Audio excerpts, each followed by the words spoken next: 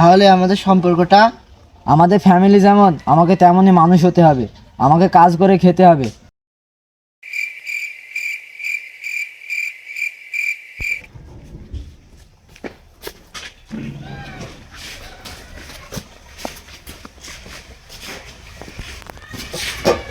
বাপ ইমন, ঘুম থেকে ওঠো, অনেক বেলা হয়ে গেল, কাজে যাবা না?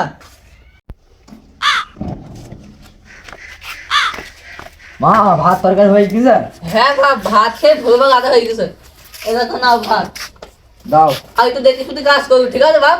হ্যাঁ মা, তাহলে আমি যাই মা। হবে, যাও বাপ। আচ্ছা। আজকে মনে হয় কাজে দেরি হয়ে গেল, ভাই কি না কি মনে করবে। ভাই কি হইলো সাইকেলে?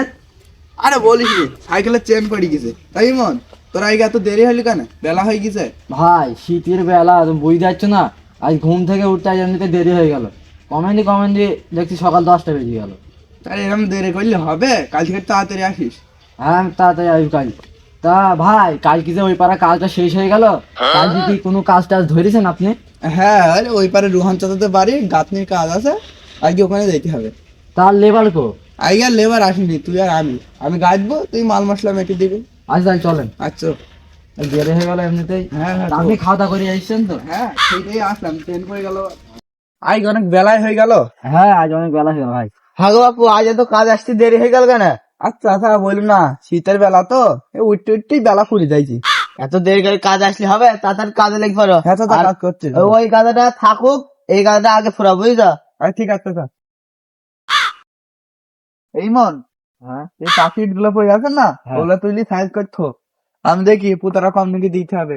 আর তুই মাল মশলা মেখে ইট গুলো নিয়ে আয় আস্তে আস্তে, আমি দেখি ওকে। আচ্ছা। কি বল সাথী?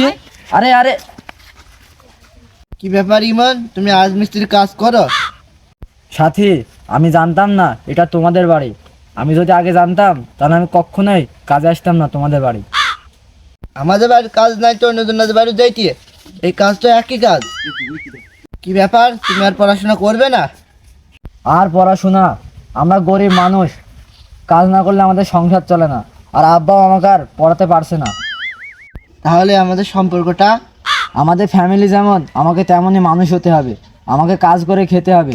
তোমার পক্ষে যদি আমাদের এই সম্পর্কটা টিকে থাকে তাহলে থাকবে।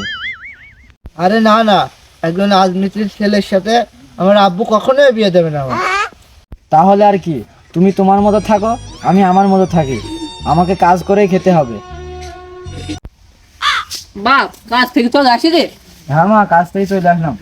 মা তোমাকে একটা কথা বলবো? হ্যাঁ বাপ, কি বলবি বল। মা আমি এই গ্রামে আর রাজমিস্ত্রির কাজে যাব না। কেন বাপ, গ্রামের কাজে যাবেনি কেন?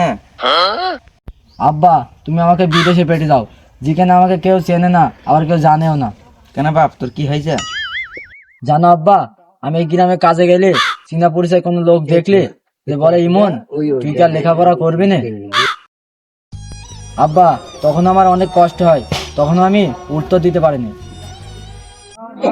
শোন বাপ, ভালোভাবে যাবি আর ভালোভাবে কাজ করবি আর শরীরের যত্ন নিবি। শোন বাপ, কাজ করে যা টাকা পাবি পাশের বাড়ি সামাদকে পেটে দিবি। আমি তো অশিক্ষিত, আমি পড়াশোনা পারিনি, সামাদকে পেটে দিবে, সামাদ আমাকে তুলি দেবে। আচ্ছা আব্বা ঠিক আছে। শোন বাপ, ভালোভাবে যাস, ভালোভাবে খাওয়া দাওয়া করিস, কারোর সাথে মারামারি করবি নি, নিয়মিত আমাকে ফোন দিবি।